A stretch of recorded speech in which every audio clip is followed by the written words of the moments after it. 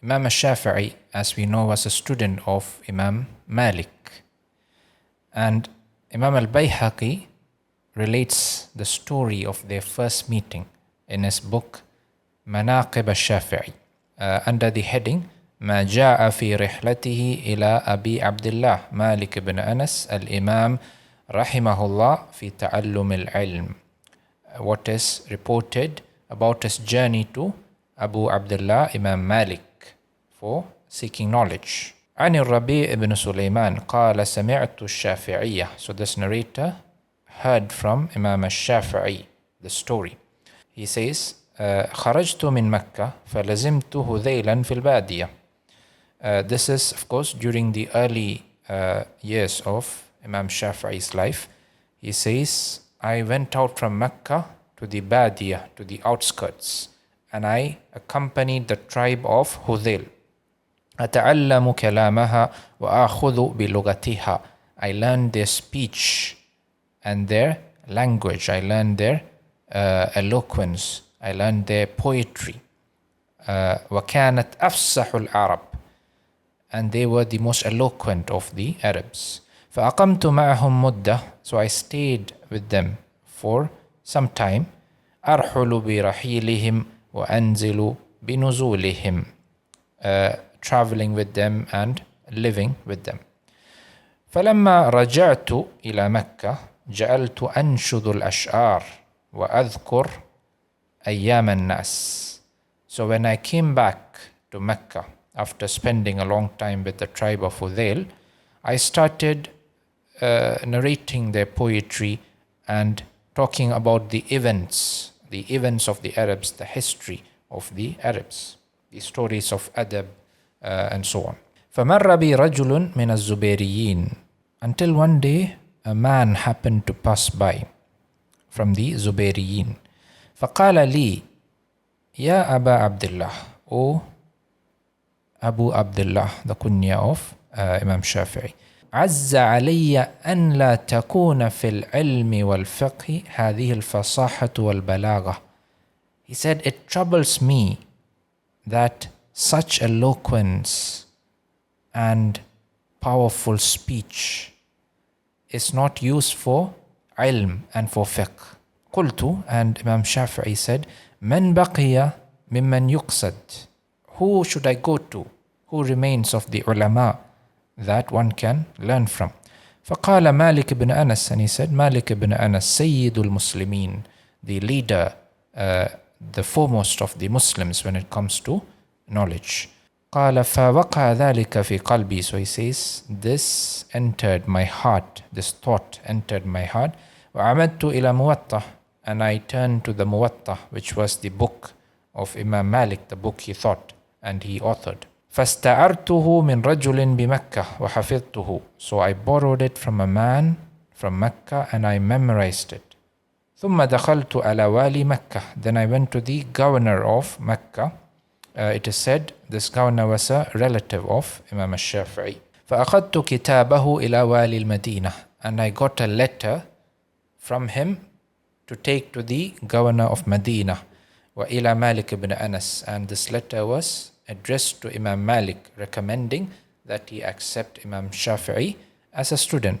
فقدمت المدينة. So I went to Medina. فبلغت الكتاب. And I gave the letter. فلما قرأ والي مدينة الكتاب. So when the governor of Medina read the letter, قال, he said, يا بني, O my son, إن مشي من جوف المدينة إلى جوف مكة حافيا راجلا أحون علي من المشي إلى باب مالك. Verily, O my son, verily, it is easier for me to walk from the middle of Medina to the middle of Mecca barefoot than to walk to the door of Imam Malik. فإني لست أرى الذل حتى أقف على بابه. For I never feel so small and insignificant unless I stand at the door of Imam Malik. So this was the haybah, the respect people held for Imam Malik, even the governor who was effectively the ruler of Medina. He was afraid of Imam Malik out of the respect he had for him. فقلت إن رأى الأمير أن يوجه إليه ليحضر. So Imam Shafi, in his innocence, he said, why don't you just write a letter and ask him to come here? He said, هيهات ليت أني إن ركبت أنا ومن معي وأصابنا تراب العقيق يقضي حاجتنا. It would be enough if when we go there, he answers us and he does what we ask. If he does this, it will be a surprise and it will be enough. We can't expect more, let alone asking him to come here. فوعدته العصر وقصدنا فتقدم رجل وقرأ الباب. So we agreed to go by Asr, and we went, and one of us went and knocked at his door. فخرجت إلينا جارية سوداء. So a black slave woman answered the door. فقال لها الأمير قولي لمولاك إنني بالباب. The Amir said, tell your master that I am at the door.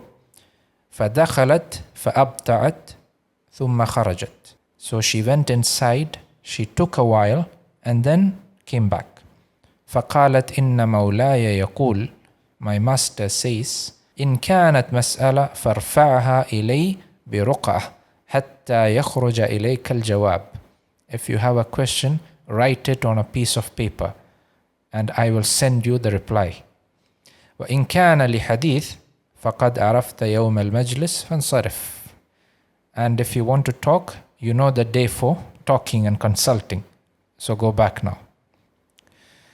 فقال لها, the Amir said, قولي له, tell him, إن معي كتاب والي مكة في مهم, that I have a letter from the governor of Mecca about an important matter. فدخلت ثم خرجت وفي يدها كرسي. So she went inside and then came back with a chair for Imam Malik. فوضعته, and she placed it.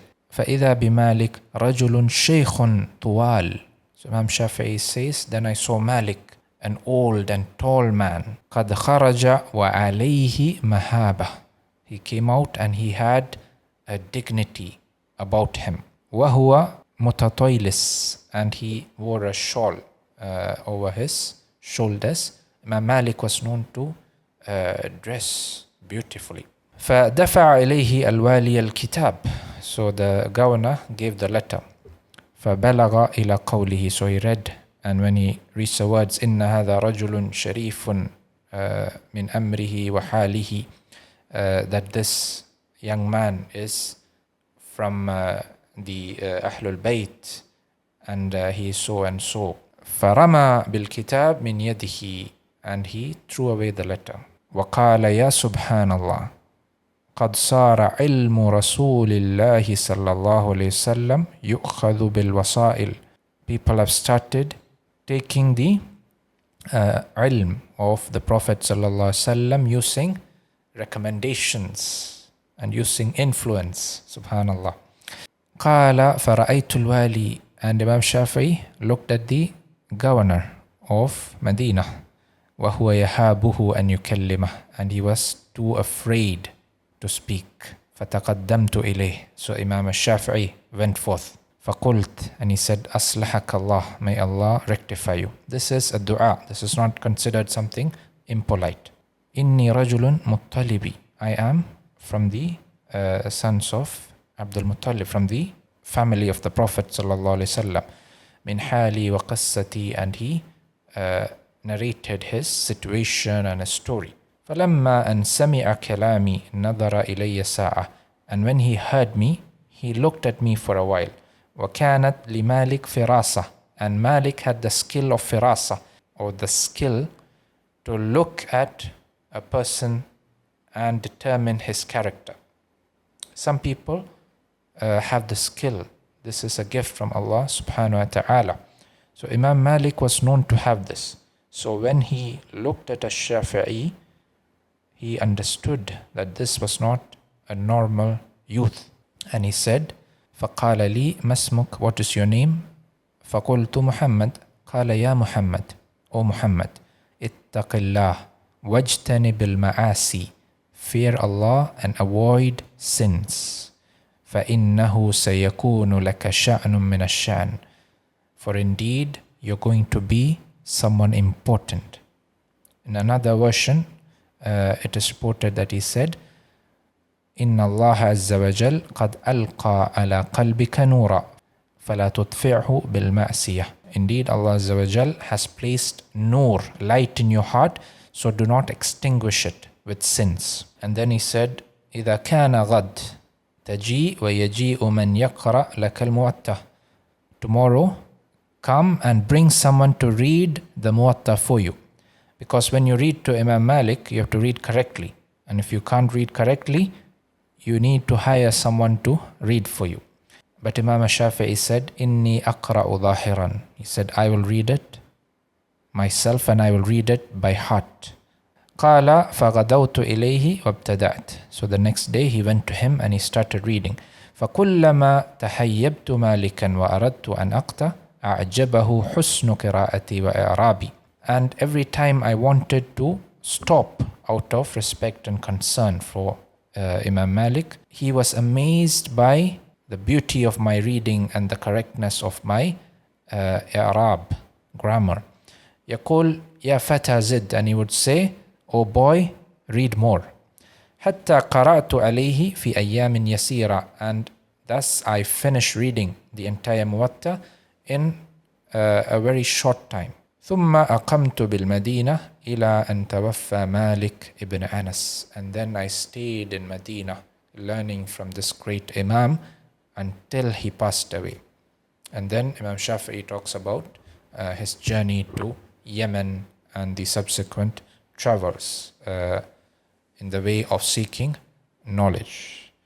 And soon Imam Shafi would become an Imam in his own right, and he would bring about a revolution in the field of fiqh, and he would change the face of fiqh forever. I hope you enjoyed the story, and inshallah I will see you in the next video. Assalamu alaikum wa rahmatullahi wa barakatuh.